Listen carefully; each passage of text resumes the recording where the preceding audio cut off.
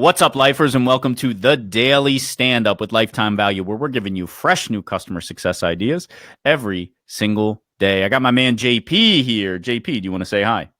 Gentani, my friends. I got my man Rob here. Rob, do you want to say hi? Man, I can't even try. What's up, lifers? And we've got Viviana with us. Viviana, can you say hi, please? Hi. Perfect. And I am your host. I don't even know what language that was, to be honest with you. My name is Dylan Young. Viviana, thank you so much for being here. Can you please introduce yourself? Yes, absolutely. So my name is Viviana Bertinetto, and I am the Chief Customer Officer at Language.io. I have been in this role for about 3.5 years, but with the company for 7 years. And we are a Series 8 startup in the language technology space. Very cool. Very cool. We don't have a ton of, have we had any CCOs before? No, particularly not at an early stage company. That's a unique title for an early. I like that the company's thinking about the customer experience that heavily at such an early stage. Yeah, absolutely. Yeah, that's cool. Viviana, you know what we do here? We ask every single guest one simple question, and that is, what is on your mind when it comes to customer success? And what is that for you?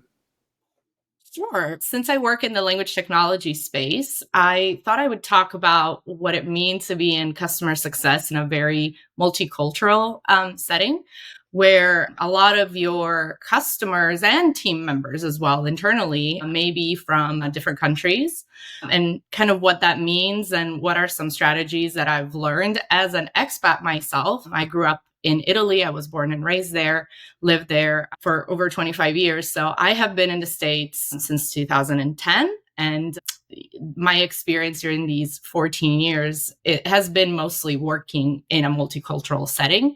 And I think that is a little bit of a superpower these days, especially where the world is increasingly more global. And it's been very interesting to apply that to customer success.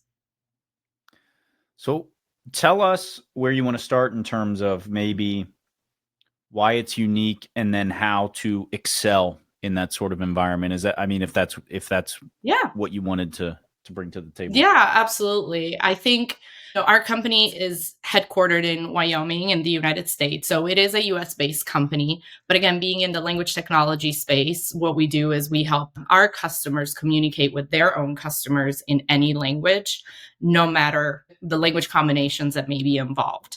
So again, our mission is helping these companies go global, and we ourselves as a company are global. And I think what's been very interesting in my years in customer success, speaking with other executives and just in general people in the space, in US-based companies, is that sometimes it can be a little bit of a challenge when the company goes global, because then they do start dealing with customers that are in different countries. And of course, as part of your globalization strategy, you're going to have boots on the ground in that country, and you're going to have customer success managers over there that can help you bridge that gap. But I still think that if you work at a global company, you do have to have that sensitivity, and you do have to learn a little bit of the nuances of what it means to work with customers that may be based in different countries and may have, again, a different approach to business than American customers. I have more questions, but I'm actually gonna send it over to well, I guess both of you are a little bit more learned about different cultures than me. But JP, you nailed the language to begin with, so why don't you start us off? That's right. Yeah. Chintani, if my pronunciation is correct, it's like 100 years, my friend. So it's like a good. You're teaching the Italian. Please. Come on, No, man. that was not. No, he's telling me. For a lesson. Yeah. So first of all, I'll say it's not language, but there was a company that was on my list. I'm not going to say it because I'm not trying to step on your company, but there was like a company that I was looking at for a while that was actually in the similar space that you are. So now I'm like, I wonder if they're doing okay. Because it sounds like y'all are doing great. No, we're doing better. So clearly. So on a personal note, like growing up, my mom was getting a PhD, so I was always exposed to people from all around the world and different languages. So I already had an appetite for that. And I think the way that it served me in customer success is one of those things that, of course, we talk about day in and day out about customer success managers is a sense of curiosity, which I think is very important because curiosity can come across in different ways. I think that your curiosity is going to be limited by how open-minded you are. And there's literally a book I have. It's actually about different business cultures in the world because some people, like in Germany, they may be a bit different with the way that things come across. You may think that they're ice cold or something, but they just may not open up until maybe later in the interaction, right? You could be dealing with people who are from India, right? And maybe their culture is very different around the way they do business. And so if you take everything at like a face value, we can begin to misinterpret what's going on, right? We're not really taking that extra step to understand where people are coming from.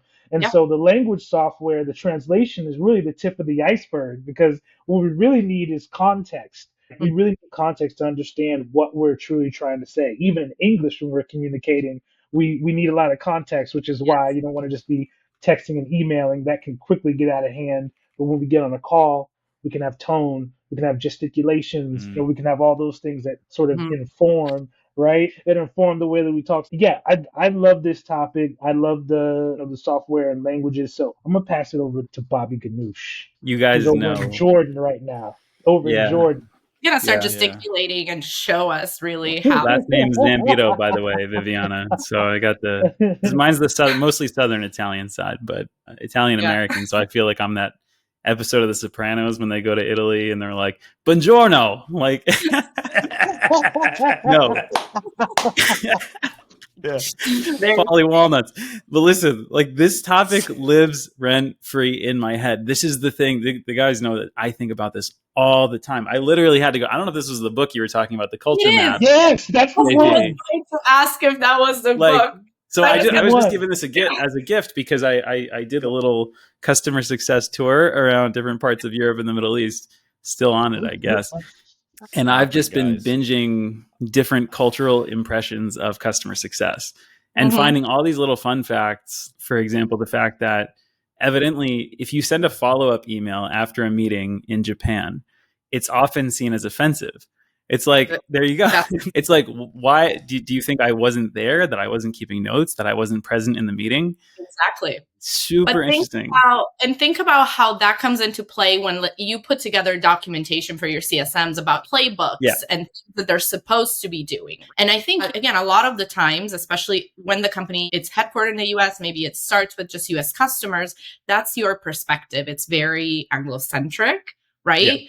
And so if you think about it, giving your customer success managers these tools, especially again, as the company goes global, we all know as the company grows, of course, like I said, they're going to have those people on the ground in those countries, and inherently those things are going to get easier. However, until that happens and until they have boots on the ground and they have someone that can really just help them with the organization in those countries, I think it is important to communicate that there are differences. And again, it can impact the way you can be successful or not in customer success, how you approach a renewal, right? How you talk about money, budget, how you, like you said, approach a follow-up, which is something so obvious for us.